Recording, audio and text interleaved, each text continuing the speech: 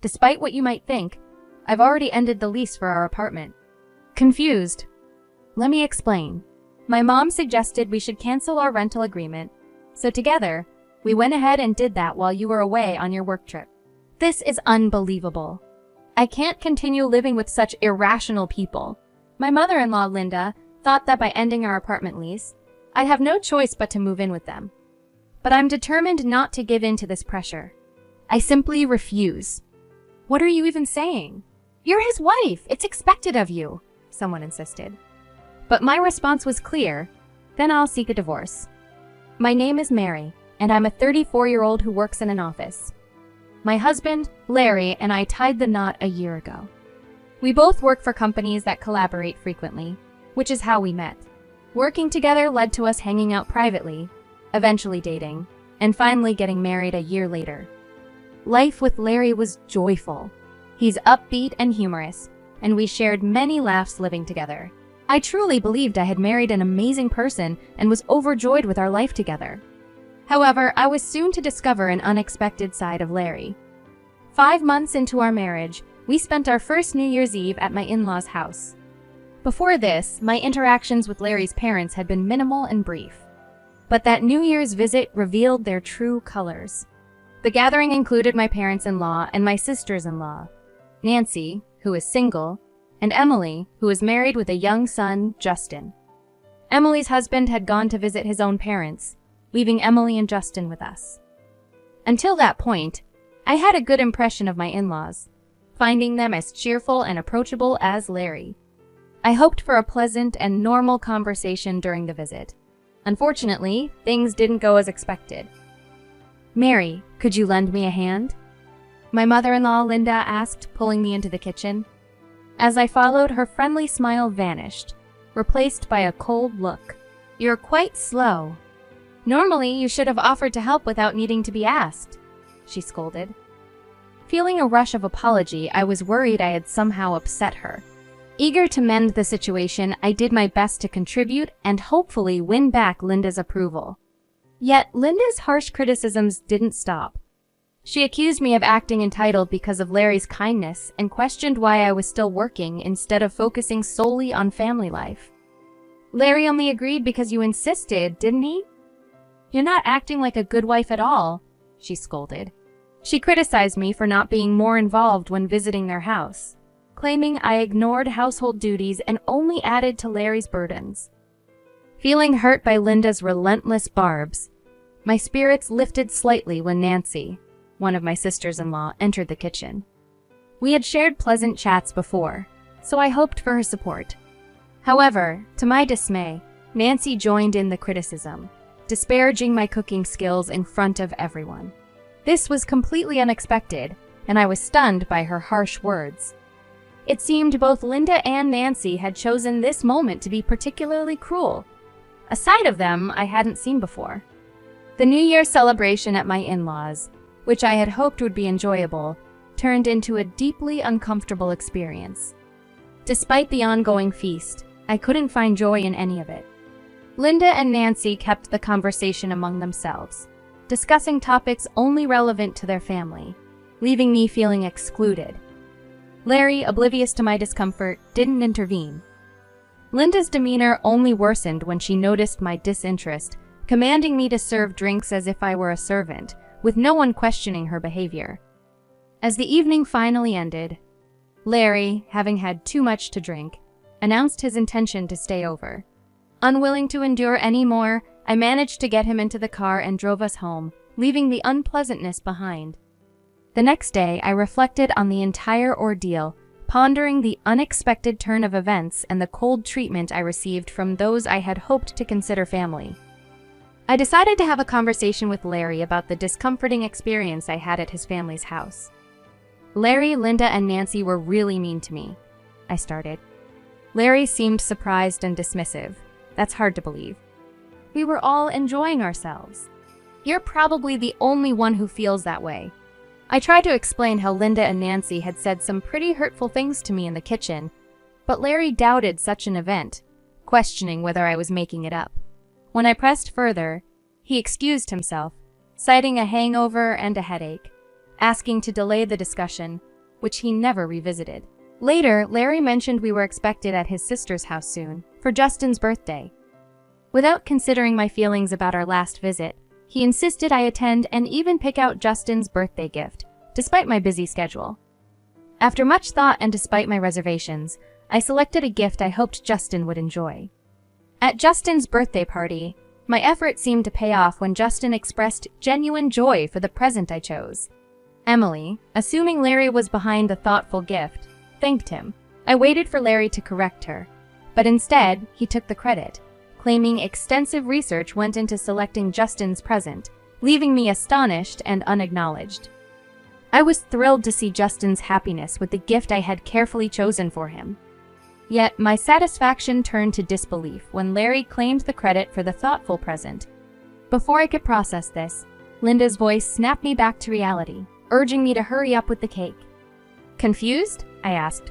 What cake? As I genuinely had no clue what she was referring to. Linda then shocked me by accusing me of forgetting the birthday cake she allegedly told me to prepare. I didn't hear anything about that, I protested, but my confusion only seemed to irritate her further. What kind of partner are you? Didn't you prepare the cake? She pressed, making it clear that she believed I had been informed. Admitting I had no knowledge of the cake only drew disappointed glances from everyone. Linda then labeled me as negligent, causing distress not just for me but for Justin, who burst into tears, upset over the absence of a birthday cake. Linda's consolation to Justin, blaming the oversight on me, only added to my dismay. How could you be so thoughtless?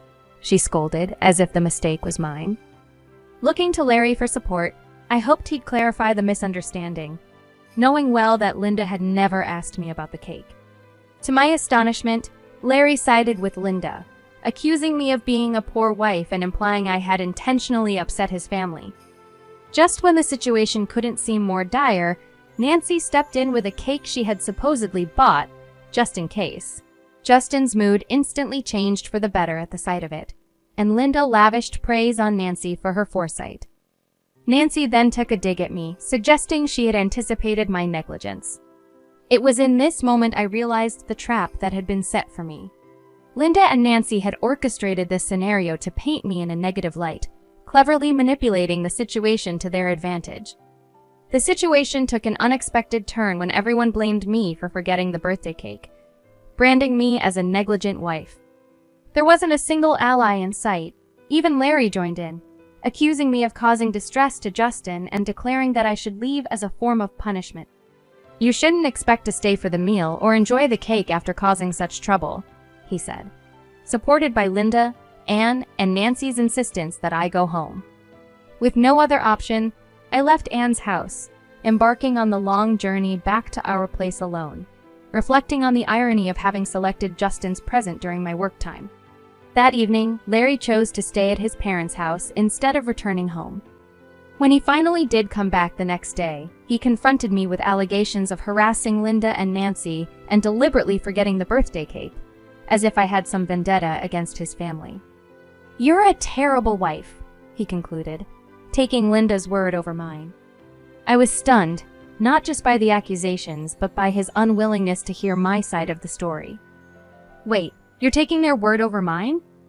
And you're accusing me of neglect when you claimed credit for the gift I chose for Justin?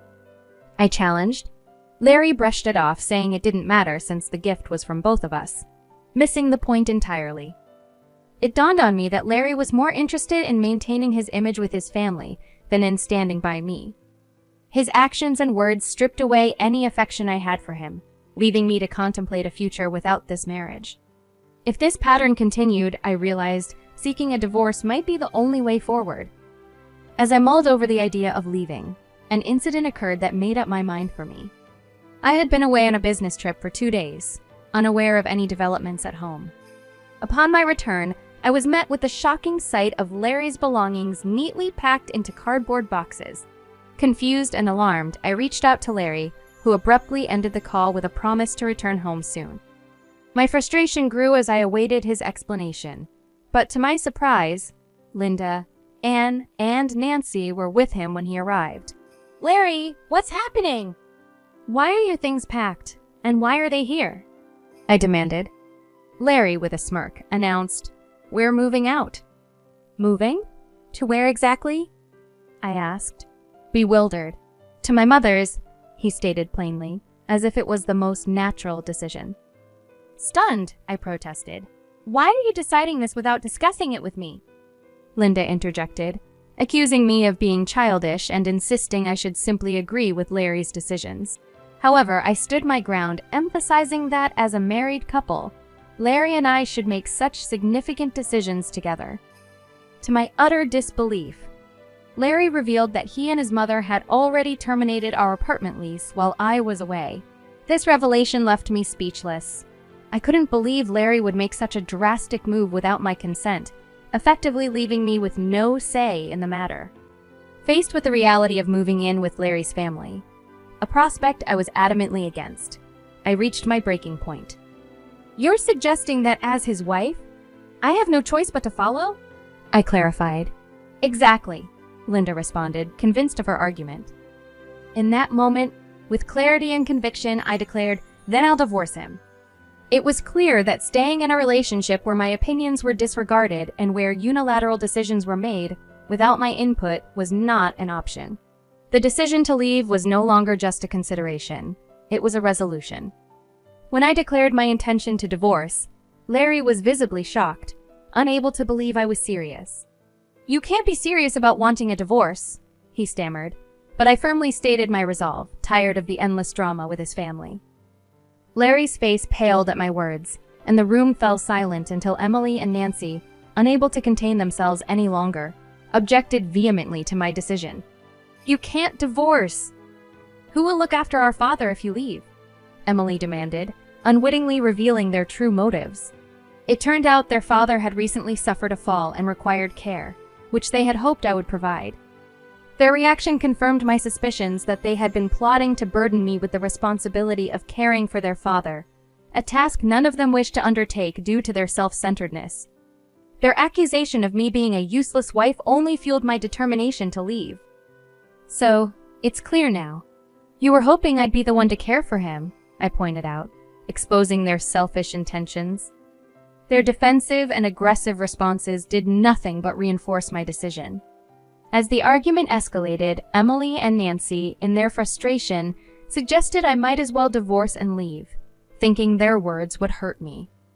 Instead, I took them up on their offer, starting to pack my belongings right then and there. This sudden turn of events caused Larry and Linda to panic, realizing the gravity of the situation and the inconvenience my departure would cause them.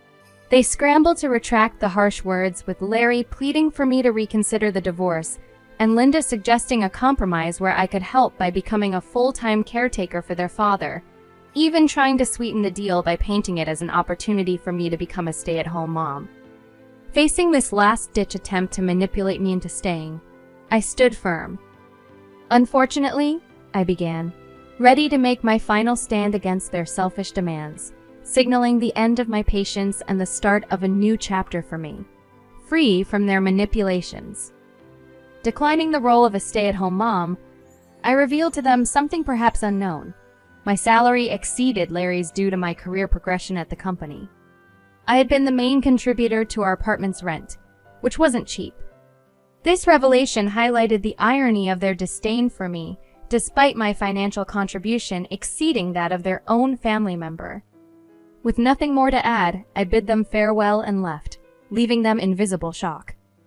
I temporarily moved back to my parents' home and promptly sought legal counsel to initiate divorce proceedings against Larry. Larry, looking defeated, quietly consented to the divorce. In a twist of fate, Linda's attempt to delegate the care of their father to Emily and Nancy backfired as they outright refused the responsibility and chose to distance themselves instead.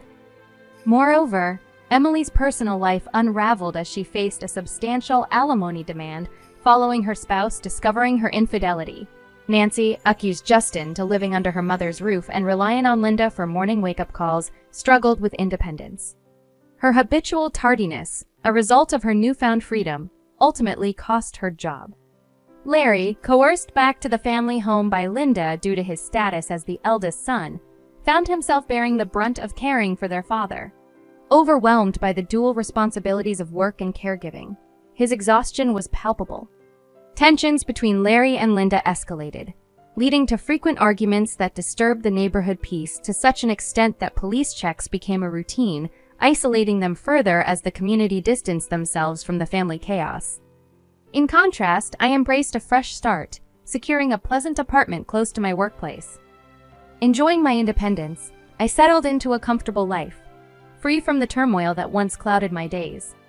The unfolding consequences for Larry and his family served as a stark reminder of the repercussions of their actions, affirming my decision to leave and rebuild my life on my own terms. I'm contemplating picking up a new hobby, especially since I'm not keen on diving into another relationship anytime soon.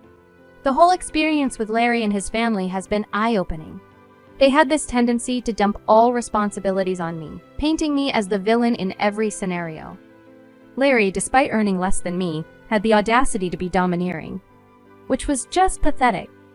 And then there were Anne and Linda, each wrapped up in their self-centered worlds, making it almost unbearable to be around them. However, seeing them entangle themselves in their own mess was somewhat satisfying. I'm rooting for Mary to discover a new passion or hobby that brings her joy and fulfillment. After everything she's been through, she deserves all the happiness and peace the world has to offer. Here's to Mary's fresh start, and to her finding contentment and excitement in life's next chapter. Thanks to everyone who stuck around till the end. Don't forget to subscribe for more updates. Catch you in the next video!